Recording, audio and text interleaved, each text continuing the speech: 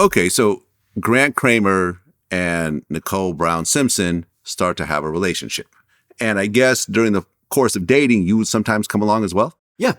Yeah, we did pretty much a lot of things that if he came by, because I was, at the time, I wasn't living yet at Nicole's on Gretna Green. But through the next week or so in LA of meeting up, I saw her place. She had a party in Gretna Green. And at the party, I said, God, I was living in Hermosa Beach, so people would know. Hermosa Beach into Brentwood, and it's like an hour drive, traffic. So I said, who's living there? And she said, nobody. And she even said, would you like to live there? I said, I would love to live there. She gave me a price for rent. I moved in probably that week. Okay, what was it, like $500 a month or something? Yeah. It was actually $475. $475. Okay, and you know how rumors go and so forth.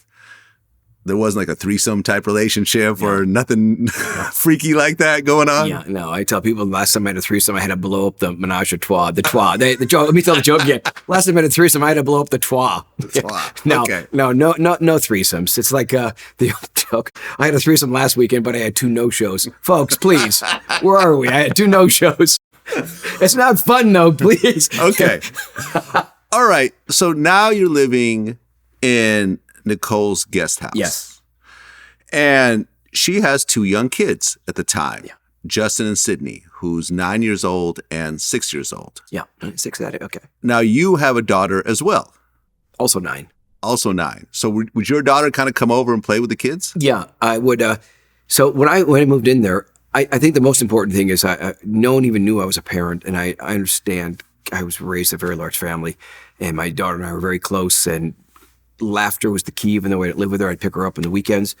So they immediately became friends, and I think Nicole saw that, how I handled her kids, and I was not the babysitter. I was labeled all these things that I was not. I wasn't the pool boy. I had a casting business, and I'd be working very hard at that. But I loved her kids, and I loved making them laugh more than anything. And the thing is, after a few months, and this is not me being big-headed or bragging about anything, but I thought it was the sweetest thing when they got a dog and they named it Kato, because they all decided, we love Kato, we're going to name the dog Kato. Okay, and your nickname Kato, was that before you met the Simpsons? Oh, it's been since over 50 years. Okay, and that was after the Bruce Lee character? Yes, it was. My parents and my brothers and doing karate. So I was Kato, and also people got it from the Pink Panther. Not now Kato. So, but Kato was more for Bruce Lee. Okay, so you're living in this guest house. You're cool with her kids, and you would pick up her kids after school every so often and just sort of help out. If she needed help, I'd help. Okay, and was this the time that the Kardashian kids would come over and wake you up in bed and so forth? Yeah, so they were very close to the Kardashian girls, and the Kardashians that come on Gretna Green would come by sometimes. And then obviously I met the Kardashians through the period of just being there before they're famous. And there's times they come to my guest house because it was sort of like, let's go to Kato's because Kato's the fun place to be, jumping on the bed, let's wake up Kato. And I was working hours, honestly, till 4 or 5 a.m. coming home. And then I'd hear them, they go to school at 7 a.m. or whatever. And it would be in there and they're waking me up. And I'm like, I never complained. It was just kind of fun. And I always thought, these are just they're great kids, great family. You can see they're raised really well. Okay. At what point do you actually meet OJ? So OJ didn't happen for at least, I have to imagine, probably 3 weeks, maybe a month. When he come by, I never was there when he came by to pick up kids or anything. And at one point I finally met, and he was gracious and very polite, and I introduced myself, and there was I think in hindsight now, I can't remember the person told me that. I think that they had someone that checked up to find out who Kato was. And I don't blame him at all. I was going to see who's living at the house of his kids to find out if I had any kind of relationship with Nicole, anything. And I think it came with a clean slate.